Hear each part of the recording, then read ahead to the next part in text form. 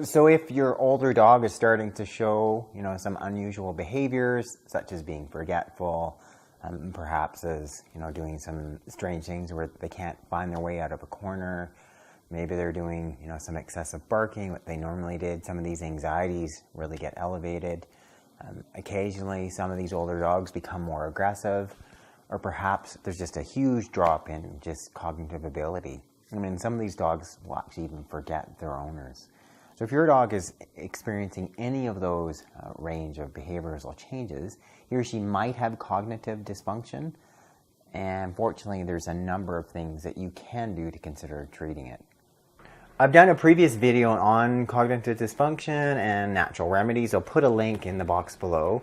But some of those particular remedies include the 95% curcumin, include alpha-lipoic acid, a wonderful antioxidant that can penetrate the blood-brain barrier, really much higher doses of the essential fatty acids. This video, though, is about a new-ish treatment. It's one that's been used for a number of years for people, called vitamin D3. Recently, I was reading an article by an alternative veterinarian. I'll link to that article as well below.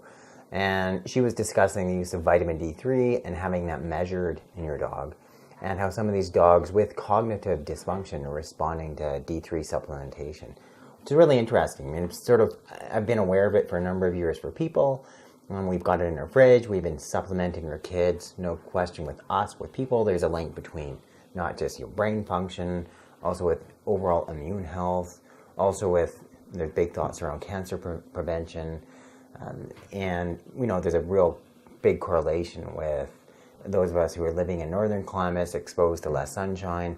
We're not able to manufacture enough D3, hence we're seeing an increase of certain diseases linked to that. For dogs, though, it's slightly different. Our dogs don't create vitamin D from being exposed to sunlight. All the vitamin D they get is via their diet. Historically, in the past, there's been an issue with too much vitamin D being in some of the pet foods, and in vet practice, I did see that with some dogs, some cats, and in that cases, they have too elevated levels of calcium. They have these calcium being deposited in different parts throughout their body, causing real health issues. But it appears possible that now the pendulum has swung the other way, and that perhaps some of these foods are actually deficient in vitamin D. And perhaps that's causing disease within our dogs. So what do you do knowing that? You got me as a veterinarian saying concerns about too much vitamin D. We had issues in the past with dog foods with too much vitamin D.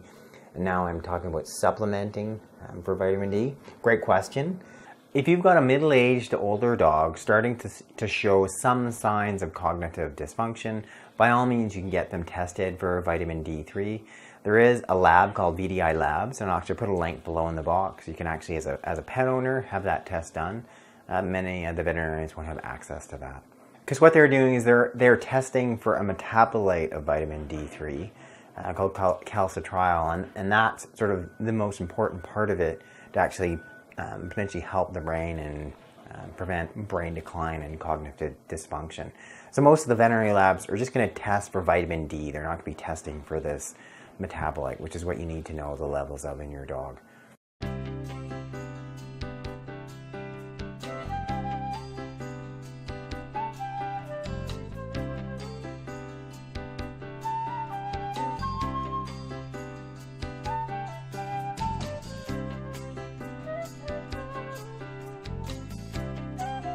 So what are your options then to potentially help and treat your dog?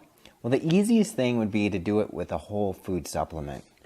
Something that contains a lot of vitamin D3. Good for us, potentially good for our pets, is this.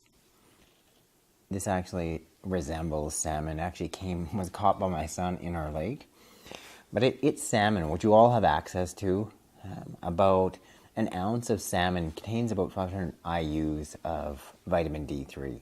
When we're looking at approximate requirements for our dogs, there's a big range, it varies, but it's somewhere around 100 to 200 international units per 10 pounds of body weight daily, meaning Tula would need somewhere between 200 and 400 units a day. She's getting a good chunk of that from her diet, but if I wanted to increase the amount, it would be this.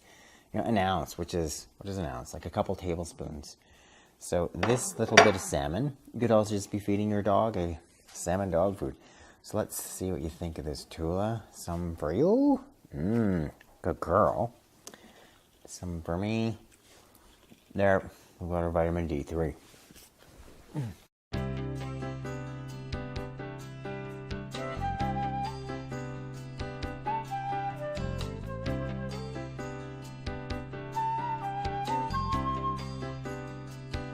You want more of that? The other option would be to do it, if you go ahead and get that test done, it's determined that your dog is quite deficient in vitamin D3, would be to get a vitamin D liquid supplement, something like this here. The doses vary, or the concentration varies. Generally, they're quite concentrated, so you have to make sure it's a more dilute one. We used to give one to our kids, and it was 1,000 IUs in 3 drops. It's a 333 IUs in 1 drop, so it's quite concentrated. So something like a little Tula, she'd be taking sort of max 1 drop a day of that concentrated vitamin D3. Thanks, Tula, for being part of the video. As a triple bonus for bribing her in the video, you'll get more salmon. Yum. So great snack too. It's not just that it's potentially giving your dog vitamin D. It's a great source of protein, wonderful source of essential fatty acids, along with vitamin D. Yum. Our dogs could use more salmon and more fish in their diet.